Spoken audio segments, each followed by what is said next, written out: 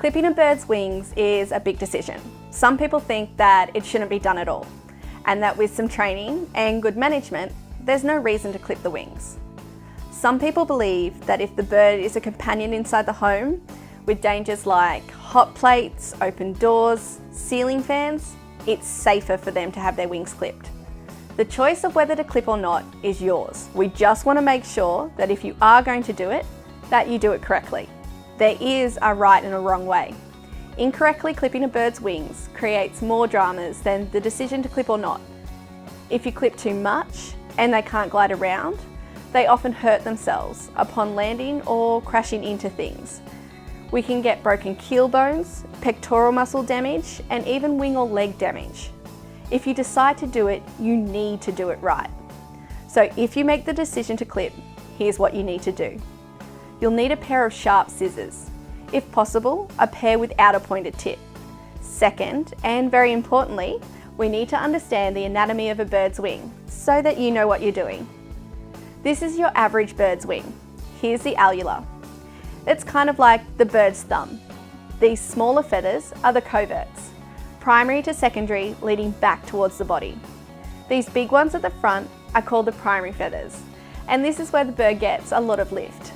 About here start the secondary feathers, and once you get close to the body, these are the scapulars. It's the primary and some of those secondaries that we'll trim, using the coverts as a guide. Remember, the goal here is simply to restrict the amount of lift that your bird is able to get when they flap their wings. We still want our birds to be able to spread their wings and glide safely to the ground if they have climbed up high. If we don't take enough, then he's still pretty much fully flighted. A common question asked is, can we just trim one side? The answer is no, definitely not. Clipping only one wing can make the bird unbalanced, and they can flip themselves or flutter upside down. And they can land on their back when they jump off their cage or even the kitchen bench, and this can result in injury. So what we're going to do is leave the first few primary feathers. It looks better, and it will protect any feathers that might grow back after a molt. We will trim from about here to here, taking most of the primaries. Sometimes we may have to cut a few of the secondary flight feathers. It just depends on the type of bird. We don't want to cut too many feathers close to the body, as the sharp feather edges can irritate the bird, and it's just not necessary. We will use the coverts as a guide and just trim to that level. All we really need is some patience, some tenderness, and our sharp scissors. We really want to hold the bird gently. And remember, we don't want to cut those first few primaries. So let's start here.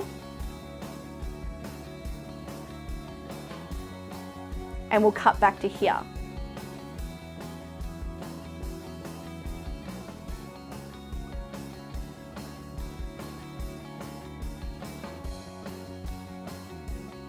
Now let's get the other side.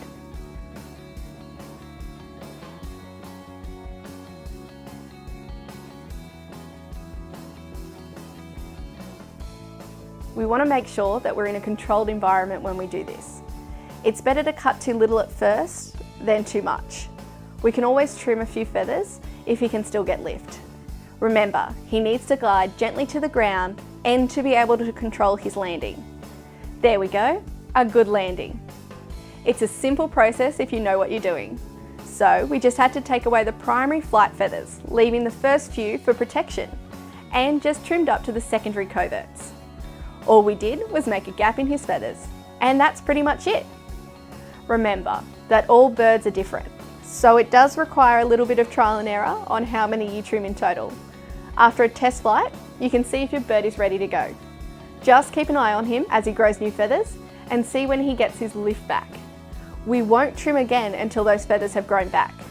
Growing feathers have a blood vessel in them. If we trim too early or they are broken, they can bleed. That's why we left those first few primaries to give those new feathers protection while they grow back. This little guy should be right for a while. Thanks for watching, and remember, the Better Farm team are only a phone call away.